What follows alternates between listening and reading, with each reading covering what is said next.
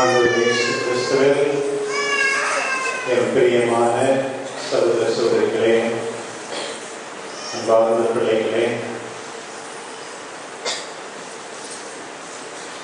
இன்று நமக்காக மீட்பர் பிறந்துள்ளார். அவர் ஆண்டவராகிய மெசியாவாம் என்று தியானம் பாடினோம். வானதூதர்கள் இடையர்களுக்கு சொன்ன அதே செய்திதான் இன்று உங்களுக்காக மீட்பர் பிறந்துள்ளார்.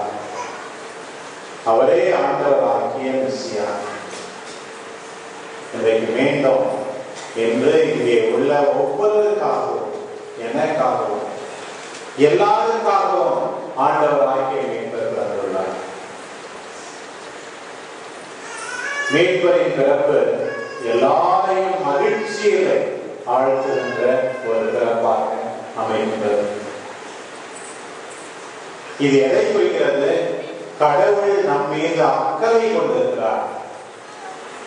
இங்க இருக்கிற ஒவ்வொருவரும் கடவுளுக்கு முக்கியமானவர்கள். நாம் அனைவரும் அவருடைய கண்களிலே விலையேற பெற்றவர்கள், தனிப்பட்ட விதத்திலே அன்பு செய்யப்படுபவர்கள். உன்னதத்திலே கடவுளுக்கு மகிமை உண்டாகுக, பூவுலகில் நன்மகத்தோருக்கு அமைதி உண்டாகுக என்று நாம் உன்னதங்களிலே கீதத்திலே ஆண்டாண்டுகளாக பாடிக்கொண்டே வந்திருக்கிறோம். பூவுலகில் நன்மகத்தோருக்கு என்று பழைய மொழிபெயர்ப்பு சொன்னது சரியான மொழிபெயர்ப்பு. பூவுலகில அவருடைய தயவு கிடைத்தவருக்கு அமைதி உண்டாகுக. நல்ல மனமுடையவர்கள் மட்டுமல்ல, கடவுள் யார் மீதெல்லாம் இரக்கம் கொண்டிருக்கிறாரோ எல்லார் மீதும், எல்லாருக்குமே உண்மையாகவே அமைதி கிடைக்கின்றது. பிரியமானவர்களே, இன்றைக்கு நாம் எல்லாரும் மகிழ்ச்சி அடைகிறோம். ஆண்டவர் நமக்காக பிறந்துள்ளார். இதுதான் கிறிஸ்துமஸ் கொடுக்கிற செய்தி. ஆண்டவர் உனக்காக பிறந்திருக்கிறார் என்றால் நீ கடவுளுக்கு முக்கியமாயிருக்கிறாய். உன்னுடைய வாழ்க்கை கடவுளுக்கு முக்கியமாயிருக்கிறது.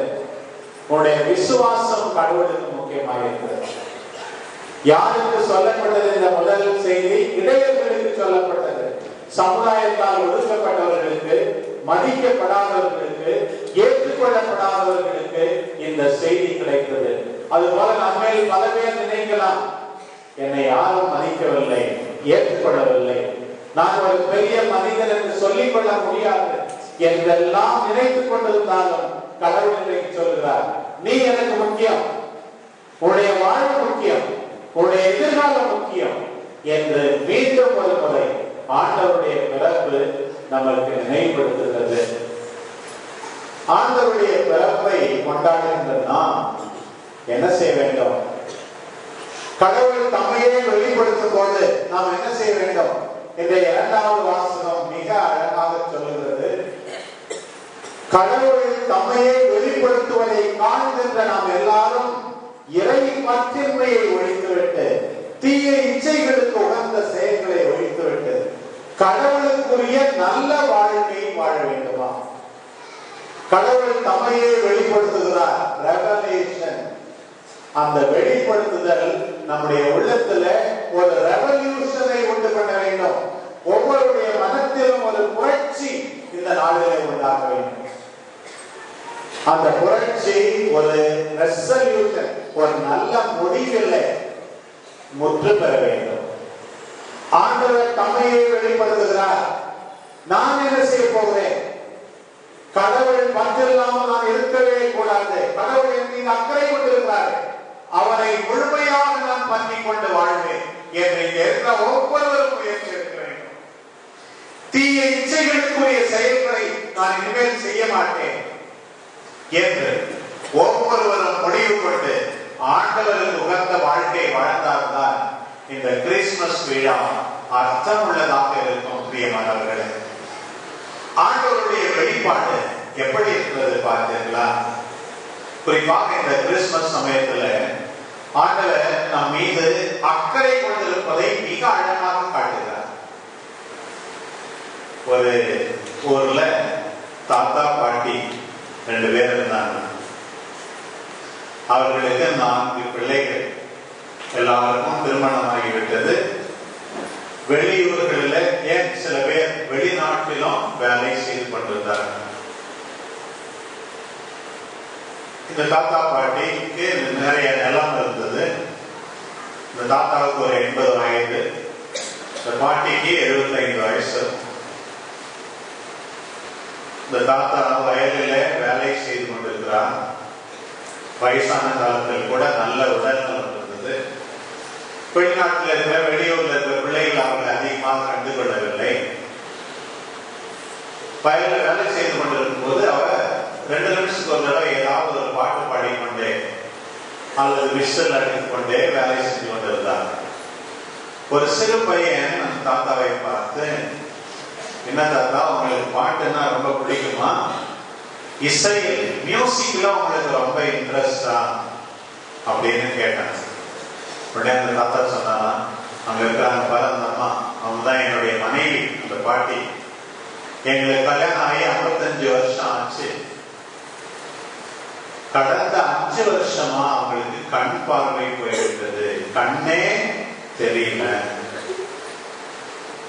நான் ஏதாவது சத்தம் போட்டுக்கொண்டு பாட்டு பாடிக்கொண்டு வேலை செய்து கொண்டிருந்தால் எந்தவித பதற்றமும் இல்லாமல், கவலையும் இல்லாமல் அவர்கள் நிம்மதியாக அங்கே உட்கார்ந்து கொண்டிருப்பார்கள்.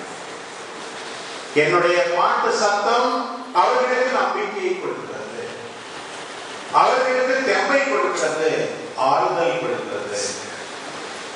பிரியமானவர்களே, இன்றைக்கு ஆண்டவருடைய பிறப்பு நமக்கு நம்பிக்கையை கொடுக்கிறது. நாம் என்ன செய்ய வேண்டும்? ஆண்டவருடைய பிறப்பை கொண்டாடுகின்ற போது ஒவ்வொருவருக்கும் நம்பிக்கையை கொடுக்க வேண்டும், தெம்பை கொடுக்க வேண்டும். கவலைப்படாதே, உனக்காக நான் இருக்கிறேன் என்ற நல்லெண்ணத்தை கொடுக்க வேண்டும். குடும்பத்தில் இருக்கிற ஒவ்வொருவரும் அப்படித்தான் மாற வேண்டும். எவ்வளவு பேர் மொபைல் வச்சிருக்கீங்க, ஒரு SMS, ஒரு விசில் தான், நாம் அடிக்கின்ற ஒரு விசில் தான், உனக்காக நான் இருக்கிறேன். ஒரு போன் கால், நாம் அடிக்கிற ஒரு விசில் தான், கவலைப்படாதே, உனக்காக நான் இருக்கிறேன், உன் மீது அக்கறை உண்டு, நீ போய் சேர்ந்தாயா, சாப்பிட்டாயா, நன்றாக இருக்கிறாயா? கடவுள் நம் மீது அக்கறை கொண்டிருப்பதை இன்றைக்கு காட்டுகிறார். நாம் எப்படி மாற வேண்டும்? தீய செயல்களை எல்லாம் ஒழித்து விட வேண்டும், அக்கறை இல்லாத செயல்களை எல்லாம் ஒழித்து விட வேண்டும், நம்முடைய அக்கறையை காட்ட வேண்டும். வயதான பெற்றோர்கள் இருக்கிறார்கள், அவர்களை போய் பார்ப்பது நாம் அடிக்கிற ஒரு விசில், நாம் எழுதுகிற ஒரு அன்பு கடிதம், நாம் அடிக்கிற ஒரு விசில். எப்படி அந்த தாத்தா தன்னுடைய சத்தத்தின் வழியாக, பாட்டின் வழியாக நம்பிக்கையை கொடுத்தாரோ, கடவுள் தம்முடைய பிறப்பின் வழியாக நம் எல்லாரும் மீதும் அக்கறை கொண்டிருப்பதை எப்படி காட்டினாரோ, அதே போல நாமும் ஒருவர் மீது ஒருவர் காட்டுகின்ற அக்கறையான வாழ்வுதான் இந்த கிறிஸ்துமஸ் விழா சமயத்தில் நாம் எடுக்கின்ற ஒரு மிகப்பெரிய முடிவாக இருக்கும். ஒருவர் ஒருவர் மீது அக்கறை கொண்டிருக்கிற வாழ்வு. இன்னைக்கு எவ்வளவு பேர் டோன்ட் கேர் மாஸ்டரா இருக்கிறார்கள். யூஸ் அண்ட் த்ரோ பாலிசி, பயன்படுத்திவிட்டு தூக்கி எறிந்து விடுவது. ஒரே வீட்டிலிருந்து கூட பேச்சுவார்த்தை இல்லாமல் எவ்வளவு பேர் இருக்கிறார்கள். என்ன ஆயிற்று, என்ன நிகழ்ந்தது, சாப்பிட்டார்களா, உறங்கினார்களா, அல்லது பிள்ளைகள் கூட படித்தார்களா?